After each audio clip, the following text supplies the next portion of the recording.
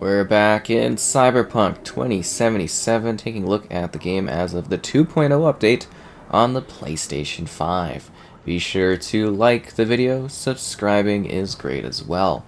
So the 2.0 update is a massive overhaul to the entire experience ahead of the Phantom Liberty expansion that will greatly enhance the scope and quantity of content within the experience.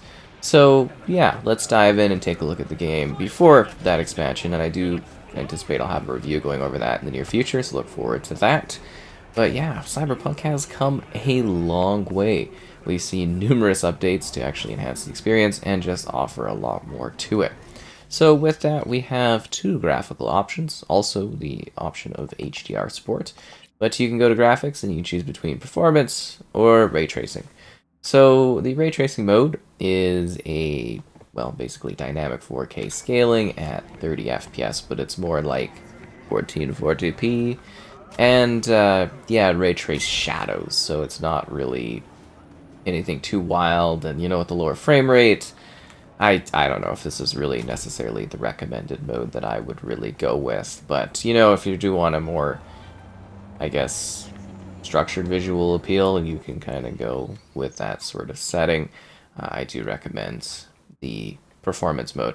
So the performance mode, as it notes, is a dynamic 1800p scaling at 60 FPS.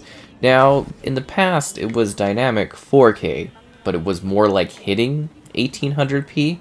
So just kind of expect that there's going to be, a variable drop in regards to the resolution quality depending on how demanding things are and how what's going on combat wise, probably dropping a couple 100p if not more in certain circumstances, and you might notice some performance dips and whatnot as well. So going past that, we do have FSR applied, which is the AMD Super Fidelity. So that's basically an upscaling technology. That's why you'll notice that there's lots of like shimmering and visual things like that within the world of Cyberpunk.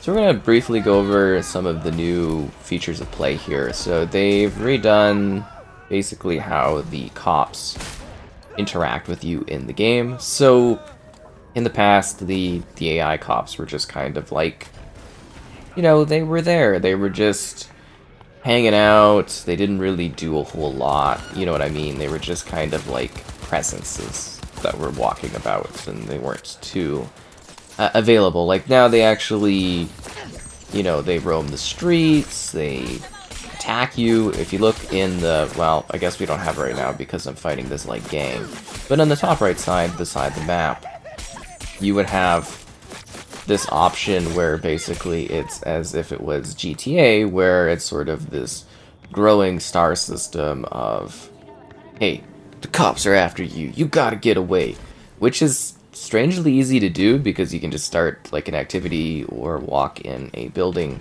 or really just kind of talk to somebody and all of a sudden the cops are just like, eh. But it's neat that they're roaming around and they'll come after you on foot or on vehicle, nothing else. That's their limitations. But it is a nice addition to the game because it is something a lot of people asked for. I personally never really needed nor cared to have that sort of thing in the game, but I do know it was something a lot of people were desiring. So that's now present within the experience if you're, kind of into that sort of thing. So now the cops can chase you, and they do get pretty crazy as you get to those higher levels. They start sending in some really interesting levels of like police influence. You might even get like a chopper type vehicle thing that comes down towards you with some like high-end fast netrunner people, and they act like citizens and stuff will be like, oh, it's like a netrunner or cyber psycho is going crazy, and yeah, it's an interesting concept. So that's something new within the experience if you are wanting to have that sort of aspect of play. And your controller plays sounds, which is annoying. Yeah, so nothing I love more than my controller talking to me. But yeah, the DualSense, it's got like the adaptive triggers going, which to me I don't necessarily love, but it's an interesting feature. So yeah, another big change to the game is the vehicular combat. You can now fight in vehicles for some reason. We also have new camera angles in regards to, you know, visiting the vehicle. So we've got, obviously, first person. It's always been a thing. And then we've got, if we just turn this off, would be just lovely.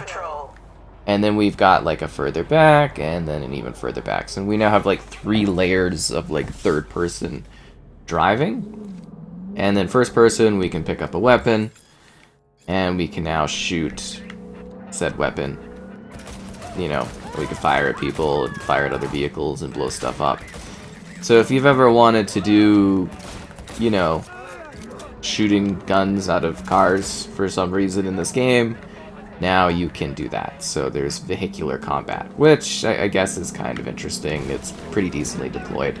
If you're on something like, say, a motorcycle, you can have a, like a sword, like a katana. So, I mean, it's interesting. Okay, that's gonna drive me absolutely bonkers. How do I turn that off? That is just...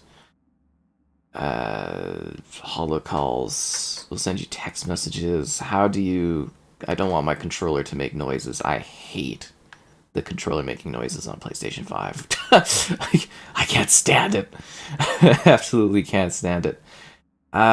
Is there not an option? Enable controller speaker. Okay, there we go. Thank you. Holy, I don't know why you would ever want that. Okay, yeah, so you're seeing the top right there. We now have, like, layers of police leveling so that they're coming after you. Other than that, though, it was a lot of adjusting mechanics, changing things, kind of preparing everything for the, you know, the big release here coming up for the expansion, which is kind of cool. There's also been a revamp of the skill trees, so a little bit harder for me to get access to the top tier stuff based on, like, kind of where my attribute points have gone, but now we've got brand new skill trees. So all of your skill points and perk points have been reset, and now you get to freely kind of place them again, which is kind of cool. So yeah, Cyberpunk, for me, jeez, getting in the motorcycle, was always like, it's the Cyberpunk game of my dreams. It really is. Like, it is large, it is expansive, and I thought that this has been, you know, well worth playing as of the current gen update, which was quite a while back. This is just something that further refines the experience and helps you prepare for a fresh selection of content so that you can enjoy the game in exciting new ways. But the core game itself is really good. It's large, it's expansive, it offers many ways for you to play and enjoy what it has to offer. The world is, you know, it's an open world, specific, well, this is Pacific, what is it called? Pacifica Market? No, not Pacifica Market. Pacifica, sorry, yeah. But Night City is massive, and there's this, like, huge kind of outside area, too, and there's differing factions, and you make kind of choices in regards to how your character is sort of perceived, and, you know, there's just... There's a lot to this game. It's got a really expansive narrative where you, the V that you create, literally your character is called V, basically have to deal with this presence of Keanu there, who's in your head and whatnot. And you are dealing with each other back and forth, and there's lots of conversations and dialogue in that regard. And it's interesting to see this development over time as you sort of deal with this character, this presence, across what is actually like a really lengthy and expansive narrative. Like, for first-person shooter, it's a very, very long story. And it's very well done, and it's mature, and it's adult, and it's graphic. And it's just nice to have games like that, because there's not too many games that really kind of go all out in that regard. And it's nice to see that something like this exists, where it is a mature, through-and-through experience, in the game. It's also a role-playing game, though, right? Like, this is an RPG. So you are role-playing, you're doing stats, you're exploring a large city, and Night City does feel a lot more lively and vibrant. The traffic on the roads could still be a little better handled, but, you know, it is a world that feels alive, and it feels so detailed. And as I said, Cyberpunk World of My Dreams. I always wanted a game like this, of this scale, with this sort of design, and it's just beautiful. Day-night cycles, weird weathering, It's just, it really does kind of have it all. And then when you finish the main narrative stuff, you're able to sit there and kind of spend hours doing side quests. Like, there's some side missions that are so expansive that they're like whole other little stories, and then there's a bunch of random world events you can take part in too, and yeah, there's a lot to this game. And I mean, I can kind of just look at my save, and this is like an older save from like a cloud that I threw over on the PlayStation 5, but this one's 42 hours. I believe my main save on the Xbox side of things is up to like 60 hours, and this is just like one save. I've gone through this game a few times. I'm probably going to do, I don't know, some sort of new character for the DLC as well as of doing it with my main character too. So, like, it is a world that I've really been into. I've really loved the scale of this. I really like the design of this game. I've had so much fun exploring it and battling and, just seeing the sights and taking in this experience. Like, it's just such a treat to play this game. I think it's got, great designs, great music, and it just, like, really captures that sense of scale and feeling that you would expect for, like, say, a world of Cyberpunk. And that's a world where, it's futuristic and tech has binded into the everyday reality of people, whether that's through, like, intense augmentations or just other kind of exciting ways to change who you are as a person, which is really cool. Like, if I get out of this car here, like, I can jump up, and I've got, like, a dash, and, there's other abilities the characters and individuals you come across have, and, like, there's a lot in this world. And there's a lot to see, and there's a lot to do, and there's a lot of weird weapons. Like, I got, like, the mono wires, but some people prefer the mantis blades. I'm not here to judge. I got what I got, and other people have other things.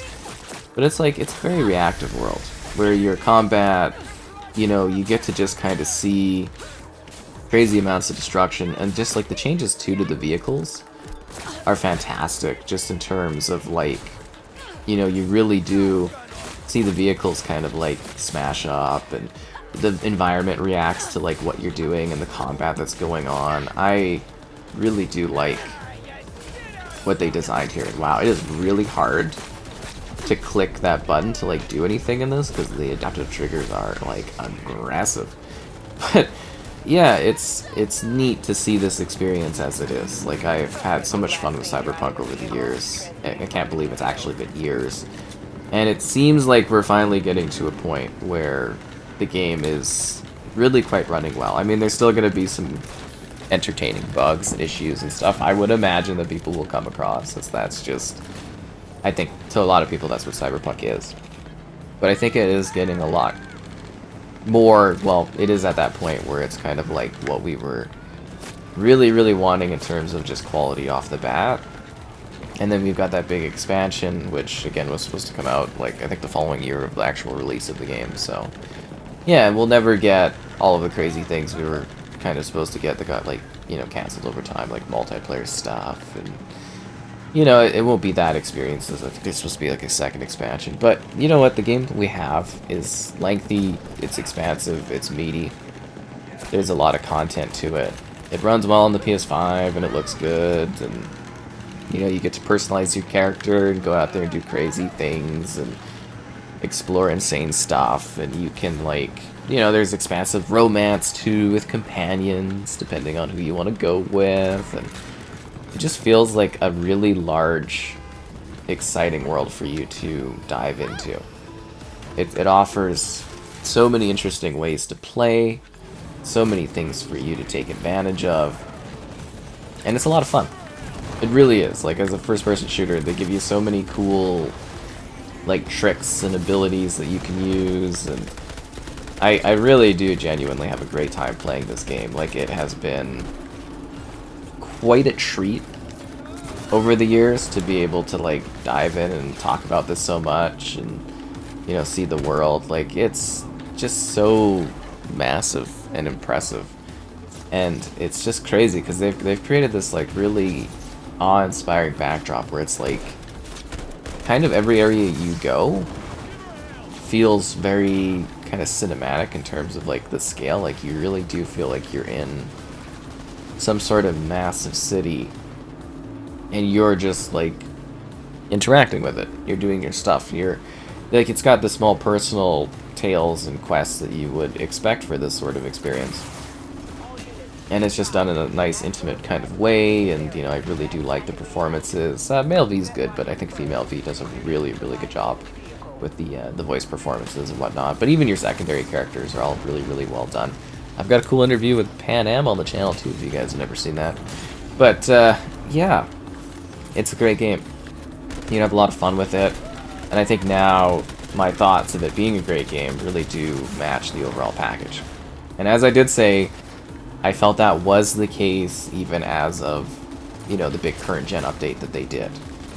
But if you have been, like, holding out, you've been waiting, you've been wanting to experience something that's even more refined and evolved, you know, this is basically that time to give it a whirl. Like, they've really got it going good, I think. And there's lots of different ways to play, and now you can have the cops coming after you, if that's your sort of thing, and yeah. It's a neat concept. It really is. Like, it's a much fuller, realized world. Not only in terms of, like, the amount of characters and stuff walking around, but also, like, just the combative preferences that happen, the places you can go, the things you can see. It's a huge world, too. Like, it really is quite large. Like, we've driven through it. Like, I think I'm pretty familiar with it now, like, at least the key points, but it really is just kind of massive. Like, we didn't even really show off the Outback, and they've done a great job of also essentially making, like, the pop-in and stuff. Like, they handle that so well at this point in this game. So when it, like, launched, there was, like, some serious issues in that regard, like going through the desert and that, but much, much better at this point. See, I can't tell if I'm being hacked, I can't drive, or if the adaptive triggers are just so aggressive that I can, like, barely hold down the gas to get this going. It's, yeah, it's pretty crazy. But, like, yeah, just, like, the sense of scale on this one is so cool. Like, I really do feel like you can sort of just kind of get lost in this world and do some crazy things. And I also think the combat is really, really good too, in terms of, like, you know, you're able to do all this contextual leaning in the environments, and you get to see the environment just kind of get ripped to shreds during firefights. Like, they've done some cool things with this one. I really do believe so. And it's a world of, like, really untapped potential too. It's a city that I can't wait to see sort of expanded upon as we get a sequel down the road. But I think this one does stand on its own quite well. I don't think we're quite done seeing this one kind of get some stuff. Like, I do think that this is sort of their big, okay, we've upgraded things, we've overhauled stuff, this is the game we want to deliver. We're probably going to move on a bit, but I'm sure we'll still get some slight adjustments here or there, and, you know, we got the big expansion, so there's going to be a lot that comes out of that. And then, of course, down the road, we already know that they're working on a follow-up, so I'm really, really curious to see what they're going to do with that now that they have this really strong foundation set up and created. I'm just really wondering where, you know, things are going to go from that point forward, because I think this world and this universe is, like, just ripe for exciting new content and things that they can do and adjust within this game. But for now, you've got a really strong package. You've got a lengthy main story. If you want to opt for it, the expansion is coming. You've got this, you know, new system of combat. You've got improved traffic. You've got crazy amounts of action. You've got over-the-top ridiculousness. You've got role-playing elements. You've got tons of vehicles, crazy situations that you deal with, and just some really exciting situations that you can find your character stuck in. And I think a lot of people will really have a great time playing Cyberpunk if they've kind of been neglecting it. Really, I got killed by not the police after me, but the gangsters that were in the vicinity. That is absolutely hilarious. But yeah, Cyberpunk 2077 absolutely delivers. It's a great game. I think you'll have a lot of fun with it. I've had a blast spending countless hours working through story content and seeing what it has to offer. And I'm sure you will have a great time with it as well.